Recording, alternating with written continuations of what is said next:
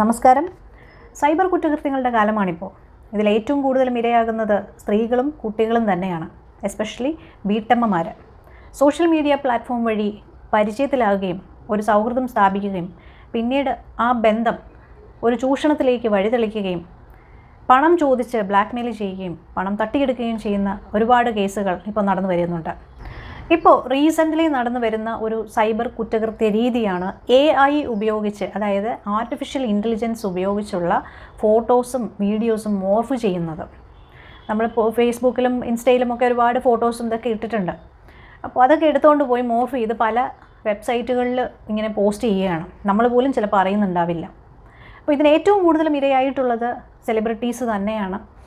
Cinema മേഖലയിൽ celebrities അല്ലെങ്കിൽ മറ്റു പല മേഖലകളിലും പ്രവർത്തിക്കുന്ന സെലിബ്രിറ്റീസിനുമൊക്കെ ഇത്തരത്തിലുള്ള അനുഭവങ്ങൾ ഉണ്ടാവുകയും ഇത്തരം കുറ്റകൃത്യങ്ങൾക്ക് ഇരയാവുകയും ചെയ്തിട്ടുള്ളത് നമ്മൾ മാധ്യമങ്ങളിലൂടെ അറിഞ്ഞിട്ടുണ്ട്. അപ്പോൾ ഇത്തരം കുറ്റകൃത്യങ്ങൾ വിക്ടിം ആകേണ്ടി വരുമ്പോൾ ഇതിനെടുക്കേണ്ട നടപടികൾ എന്തൊക്കെയാണ്, അതിനെക്കുറിച്ചാണ് ഇന്നത്തെ വീഡിയോ നമ്മൾ ഡിസ്കസ് ചെയ്യുന്നത്. പുതിയൊരു വീഡിയോയിലേക്ക് എല്ലാവർക്കും സ്വാഗതം. നമ്മളൊക്കെ സോഷ്യൽ മീഡിയ യൂസ് ചെയ്യുന്ന ആൾക്കാരാണ്. നമ്മുടെ ഫോട്ടോസ് സോഷ്യൽ മീഡിയയിലൊക്കെ പോസ്റ്റ് ചെയ്യാറുണ്ട്, വീഡിയോസ് പോസ്റ്റ് ചെയ്യാറുണ്ട്.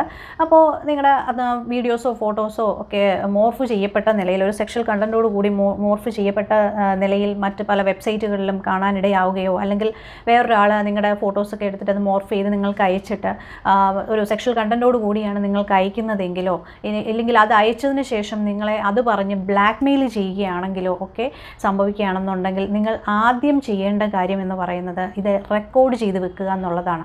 അതിപ്പോൾ ഫോൺ കോൾ വഴിയാണ് നിങ്ങളെ ബ്ലാക്ക്മെയിൽ ചെയ്യുന്നുണ്ടെങ്കിൽ ആ ഫോൺ കോൾസ് റെക്കോർഡ് ചെയ്യുക. വീഡിയോ കോൾ ആണെന്നുണ്ടെങ്കിൽ അത് റെക്കോർഡ് ചെയ്യാനുള്ള സംവിധാനം ഉണ്ടെങ്കിൽ അത് ചെയ്യുക, അല്ലെങ്കിൽ സ്ക്രീൻഷോട്ട് എടുത്ത് വെക്കുക. അതല്ല ഇപ്പോൾ മെസ്സേജ് വഴിയാണ് വരുന്നതുണ്ടെങ്കിൽ ഇപ്പോൾ വാട്സാപ്പിൽ അയക്കുകയാണ്, നിങ്ങൾക്ക് പരിചയമില്ലാത്ത ഒരാളാണ് നിങ്ങൾക്ക് നിങ്ങളുടെ ഫോണിലേക്ക് അല്ലെങ്കിൽ വാട്സാപ്പിലേക്ക് സെക്ഷൽ കണ്ടൻറ്റോട് കൂടിയിട്ടുള്ളൊരു മെസ്സേജ് അല്ലെങ്കിൽ വീഡിയോ അല്ലെങ്കിൽ നിങ്ങളുടെ ഫോട്ടോ മോർഫ് ചെയ്ത് അയച്ച് ബ്ലാക്ക്മെയിൽ ചെയ്യുകയോ അത്തരത്തിൽ ചെയ്യുകയാണെന്നുണ്ടെങ്കിൽ നിങ്ങൾ ആ മെസ്സേജ് സ്ക്രീൻഷോട്ട് എടുത്ത് വെക്കുക. കാരണം വാട്സാപ്പിൽ അയക്കുന്ന മെസ്സേജസൊക്കെ ചിലപ്പോൾ അവർ തന്നെ ഡിലീറ്റ് ചെയ്യുകയോ അല്ലെങ്കിൽ ഒരു ദിവസമൊക്കെ കഴിഞ്ഞിട്ട് തന്നെ ഡിലീറ്റ് ആയി പോകുന്ന സംവിധാനമൊക്കെ ഉണ്ടല്ലോ. അപ്പോൾ അങ്ങനെ വരാതിരിക്കാൻ വേണ്ടിയിട്ട് വരുമ്പോൾ അപ്പോൾ തന്നെ നിങ്ങളിത് സ്ക്രീൻഷോട്ട് എടുത്ത് വെക്കുകയോ ചെയ്യേണ്ടത് വളരെ അത്യാവശ്യമാണ്.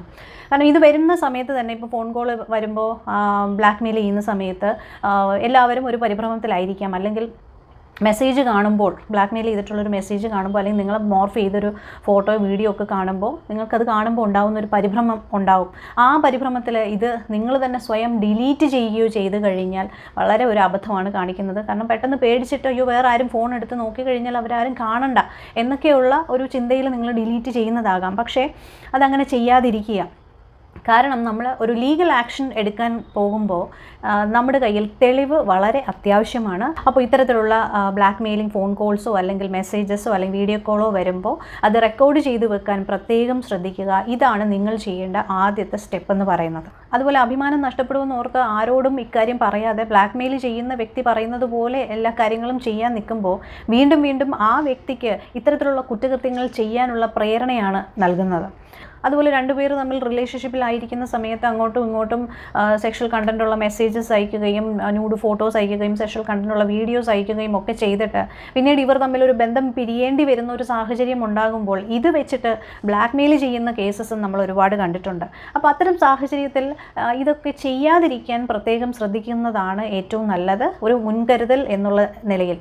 അപ്പോൾ അതായത് നമ്മുടെ കുഴി നമ്മൾ തന്നെ സ്വയം വെട്ടിവെക്കാതിരിക്കുക. അപ്പോൾ ഇത്തരം സൈബർ ക്രൈംസിന് നിങ്ങൾ ഇരയാവുകയാണെന്നുണ്ടെങ്കിൽ നിങ്ങൾ സൈബർ സെല്ലിൽ കംപ്ലയിൻറ്റ് കൊടുത്തിരിക്കണം. അതുപോലെ SP-ക്ക് കംപ്ലയിൻറ്റ് കൊടുക്കാം, അതുപോലെ പോലീസ് സ്റ്റേഷനിൽ കംപ്ലയിൻറ്റ് കൊടുക്കാം.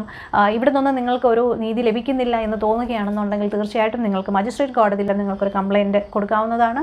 ഈ ഒരു വിഷയം സംബന്ധിച്ച് നിങ്ങൾക്ക് ഹൈക്കോടതിയെയും സമീപിക്കാവുന്നതാണ്. അതുപോലെ ministry of home affairs national cyber crime reporting portal launch ചെയ്തിട്ടുണ്ട്. അതിൽ നിങ്ങൾക്ക് നിങ്ങളുടെ കംപ്ലയിൻറ്റ് രജിസ്റ്റർ ചെയ്യാവുന്നതാണ്. അതുപോലെ ഇത്തരം കുറ്റകൃത്യങ്ങൾക്ക് വിക്ടിം ആകുന്ന ആൾക്കാർ ഒരു എക്സ്പേർട്ട് അഡ്വൈസ് എടുക്കുന്നതും വളരെ അത്യാവശ്യമാണ്. അതിന് വേണ്ടിയിട്ട് നിങ്ങൾ എക്സ്പേർട്ട് ആയിട്ടുള്ള അഡ്വക്കേറ്റ്സിനെ നിങ്ങൾ സമീപിച്ച് വേണ്ട നിയമോപദേശം സ്വീകരിക്കേണ്ടത് വളരെ അത്യാവശ്യമാണ്. ഇനി ഇത്തരത്തിലുള്ള കുറ്റകൃത്യങ്ങളുടെ ശിക്ഷയെക്കുറിച്ച് പറയുകയാണെന്നുണ്ടെങ്കിൽ IT Act 2000 സെക്ഷൻ 67 പ്രകാരം 3 വർഷം തടവ് ശിക്ഷയും 5 ലക്ഷം രൂപ പിഴയും ലഭിച്ചേക്കാം. ഈ കുറ്റകൃത്യം വീണ്ടും ചെയ്യുകയാണെന്നുണ്ടെങ്കിൽ 5 വർഷം വരെ തടവ് ശിക്ഷയും 10 ലക്ഷം രൂപ വരെ പിഴയും ലഭിക്കാവുന്ന കുറ്റമാണ്. ഇനി ഇത് കുട്ടികൾക്ക് നേരെയാണ് നടത്തുന്നതെങ്കിൽ പോക്സോ നിയമം പോക്സോ നിയമപ്രകാരമുള്ള ശിക്ഷയും കൂടെ ഇതിൽ ഉൾപ്പെടും. അതുപോലെ സെക്ഷൽ കണ്ടന്റ് ചേർത്ത് മോർഫ് ചെയ്യും എന്ന് പറഞ്ഞ് ഭീഷണിപ്പെടുത്തുന്നതും IT ആക്ട് 2000 പ്രകാരവും IPC പ്രകാരവും കുറ്റകരവുമാണ്, ശിക്ഷയും ലഭിക്കും. സൈബർ ക്രൈംസിന് ഇരയാകുന്നവരോട് എനിക്ക് പറയാനുള്ളത്, നിങ്ങളുടെ ഭയമാണ് അവരുടെ ശക്തി. നിങ്ങൾ ഭയപ്പെട്ടു എന്ന് മനസ്സിലാകുമ്പോൾ അവർ വീണ്ടും വീണ്ടും ഇത്തരത്തിലുള്ള കുറ്റകൃത്യങ്ങൾ ചെയ്തുകൊണ്ടേയിരിക്കും. ഇത്തരത്തിലുള്ള കുറ്റകൃത്യങ്ങൾക്ക് നിങ്ങൾ ഇരയാകുന്നുണ്ടെങ്കിൽ തീർച്ചയായിട്ടും അത് വളരെ അടുത്ത സുഹൃത്തിനോടോ അല്ലെങ്കിൽ ഫാമിലി മെമ്പറിനോടോ തുറന്നു പറയാനുള്ള ഒരു ധൈര്യം കാണിക്കണം. തീർച്ചയായിട്ടും അതിന് നടപടിയും എടുത്തിരിക്കണം. അപ്പോൾ അത്തരത്തിൽ തുറന്നു പറയുമ്പോൾ അവർക്ക് വേണ്ട സപ്പോർട്ടും കൊടുക്കേണ്ടത് വളരെ അത്യാവശ്യമാണ്. ഇപ്പോൾ കുടുംബത്താണ് അത് പറയുന്നുണ്ടെങ്കിൽ, ഇപ്പോൾ ഫാമിലിയിലാണ് അത് തുറന്നു പറയുന്നതെന്നുണ്ടെങ്കിൽ ഒരു പക്ഷേ അത് അബദ്ധം പറ്റിയതാകാം. പക്ഷേ അത് പറഞ്ഞിട്ട് അവരെ കുറ്റപ്പെടുത്തുകയും ആവശ്യമില്ലാത്ത വർത്തമാനം പറയുകയും ചെയ്യുമ്പോൾ ഇത് അവരെ മാനസികമായിട്ട് വീണ്ടും തളർത്തുകയും പിന്നീട് അതൊരു ആത്മഹത്യയിലേക്ക് വഴിതെളിക്കുകയും ചെയ്തേക്കാം.